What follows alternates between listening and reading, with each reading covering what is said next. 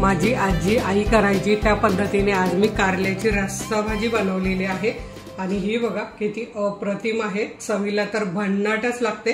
तर तुम्ही सुद्धा अशी रस्सा भाजी नक्की करून बघा।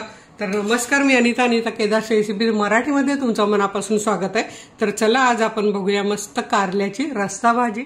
कारल्याची मस्त चटपटीत रस्सा भाजी बनवण्यासाठी मी इथे 1/2 किलो कारली घेतलेली आहेत आणि त्यातल्या बिया अशा काढून घेतल्या आहेत, जेवढ्या निघतील तेवढ्या। हे बघा अशा 2 फोडी होतील अशा, फक्त एक चीर एका साइडने देऊन घ्यायची। असे मी सर्व कारली कापून घेतलेली आहे आणि या बघा याच्या अगदी कोवळ्या बिया आहेत, ह्या बिया मी अशा काढून घेतलेल्या आहेत।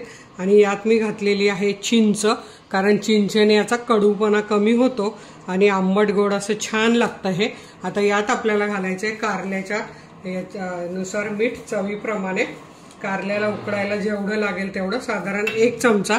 आणि यात मी फक्त घालणार आहे 1/2 कप पाणी घालायचं आहे आणि ही कारली छान अशी 8 मिनिटं उकडून घ्यायचे। 8 ते 9 मिनिटात झाकण ठेवून छान उकडून घ्यायची मऊ होईपर्यंत। मग आता आपण मसाला बनवूया। ही कारली मी उकडत घालते। आता इथे मसाल्यासाठी साहित्य काय काय घेतले ते बघूया।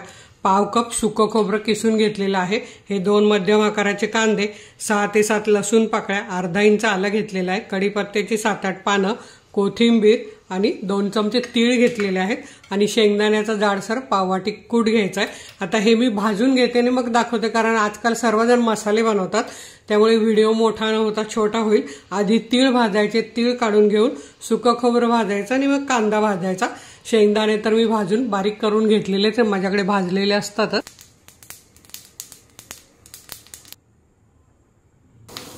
इथे कांदा पण बघा भाजून झालाय। आता यात मी आलं लसूण टाकते, अर्धा मिनिटाकरता परतून घेते आणि काढून घेते। मसाला इथे भाजून झालेला आहे बघा छानपैकी, त्याच्यावर कोथिंबीर कढीपत्ता पण घालून घेतलाय। आता मिक्सरच्या भांड्यात आपल्याला तीळ आणि खोबरं घालून आधी फिरवून घ्यायचं आहे। तीळ खोबरं बारीक झालेलं आहे। आता यात आपल्याला हे कांदा आलं लसूण कोथिंबीर घालून बारीक करून घ्यायचंय।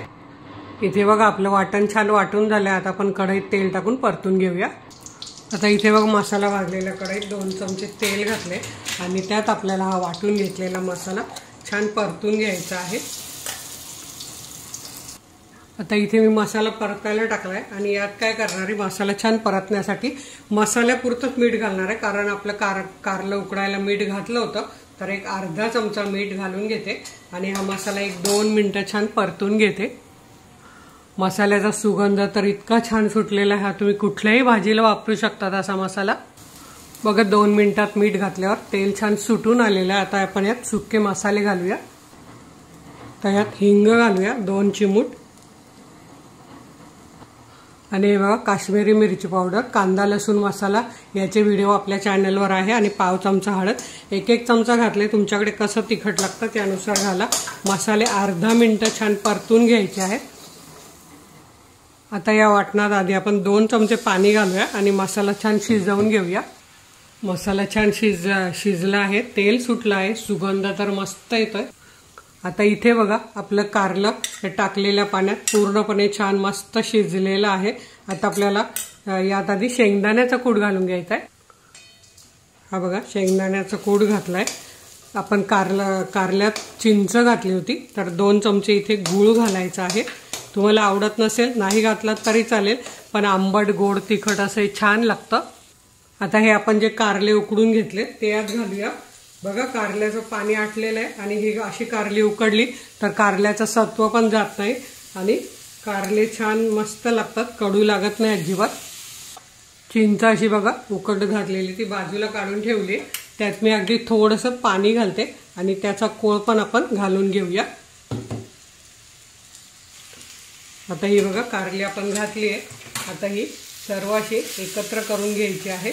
यात मसाला असा चमचानेच टाकायचा आहे, कारण गरम आहे मसाला, आत आपोआप जातो। हा बघा असा मसाला भरून घ्यायचा आहे कारल्यात। आता इथे जर तुम्हाला असंच सुकं कारलं खायचं असेल तर तुम्ही असंच करू शकतात, पण मी याची छान ग्रेव्ही बनवणार आहे।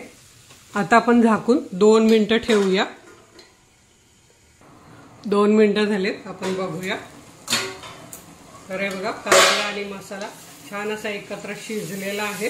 आता आपण त्या चिंचेचा कोळ काढून घेतलाय, तो पण आपण घालूया आणि आता यात मी पाणी घालते गरम केलेलं। तर हे मी मसाल्याच्या भांड्यातलंच पाणी गरम करायला ठेवलं होतं ते घालून घेते। तर तुम्हाला इथे कितपत पातळ पाहिजे त्यानुसार पाणी घाला। मी इथे 1.5 कप पाणी घातलेलं आहे हे बघा। आणि आता हे आपण 1-2 ते 3 मिनिटं शिजवून घेऊया तर आपली भाजी तयार होईल झटपट। आता इथे 3 मिनिटं झालेली आपण बघूया। तर हे कारलं असं दाबून बघायचं, आधी जर शिजलं होतं पुन्हा मसाल्यात पण असं शिजलं गेलं पाहिजे। तर हे बघा पूर्णपणे सुरी आत जाते, त्याचे तुकडे होतात, म्हणजे कारलं आपलं शिजलेलं आहे। आता हे मी त्या कढईत काढून घेते आणि तुम्हाला प्लेटमध्ये दाखवते। ही लोखंडाची कढई आपण त्यात बनवायचं, कारण मला कमेंट येतात काळी पडत नाही का, तर आताच ठेवली तर काळी पडते, पण आता अशीच लगेच जर आपण काढून घेतली तर भाजी अजिबात काळी पडत नाही आणि आपल्याला पूर्ण लोह मिळतं। तर इथे तुम्ही बघू शकतात आपली मस्त कारल्याची चटपटीत चमचमीत अशी रस्सा भाजी तयार झालेली आहे। तुम्ही भातावर, भाकरीवर, चपातीवर कशाबरोबरही खा। व्हिडिओला लाईक करा आणि आपल्या मित्रमैत्रिणींना शेअर करायला विसरू नका। तर वेळात वेळ काढून व्हिडिओ बघितल्याबद्दल तुमचे मनापासून धन्यवाद।